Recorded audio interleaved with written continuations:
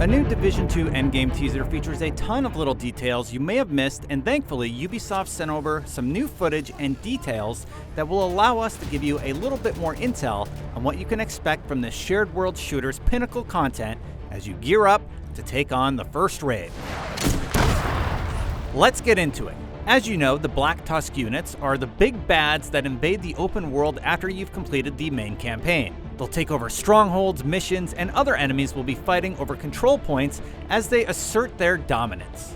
This will cause some chaos in those spaces as enemies will fight over territories and, based on this footage, erupt in a fiery brawl.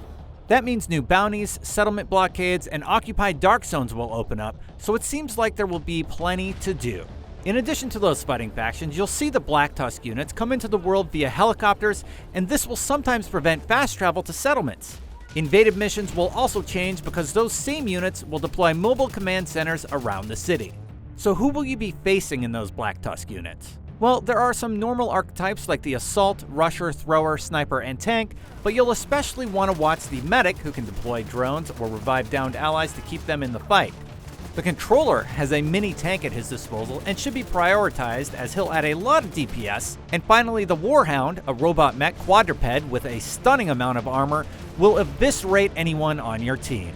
Kill that last one, kill it with fire. So what happens after the campaign is done? Well, you progress to World Tier 1. World tiers up the difficulty as your gear score rises. Enemies get tougher in most activities, but if you feel like steamrolling, you can always turn it back down.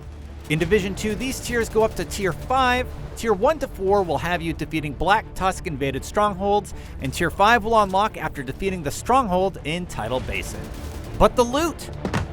Thankfully, as you complete each of those world tiers I just mentioned, your max gear score ceiling will increase, giving you a new top tier to chase. There will also be new upgrades and crafting mechanics, but no clarification on what those will entail just yet. Here's hoping for some cool gear sets. We also got some details about Specializations. It looks like they won't unlock until Endgame, but each will have several elements linked to them. Specializations will unlock the following: the unique weapon of your choice, a skill mod, grenade mod, weapon attachment, tactical link for a group buff, talents with armor kits, weapon bonuses for some gear, and a signature ammo talent for you and one for the party. Ubisoft said this will allow you to determine your playstyle. That said, it's disappointing to hear that we won't get this ultra cool piece of gear until the 40+ hour campaign is over. At that time, however, you will have access to all three that you can switch to at any time, and your progress on the other loadout you may have completed will also be saved. Progress through your first run of the world tiers will be a bit faster as you'll get a one-time boost, but afterward, you'll need to play your weekly and daily missions to gain the most. The goal is apparently to keep those specialization skill trees just out of reach, because those of us on the grind love having something to chase. So those were 7 of the more important details that Ubisoft shared with us about Division 2's Endgame, but we're still hoping to hear more about that Operation Dark Hours raid. At least we know its name now.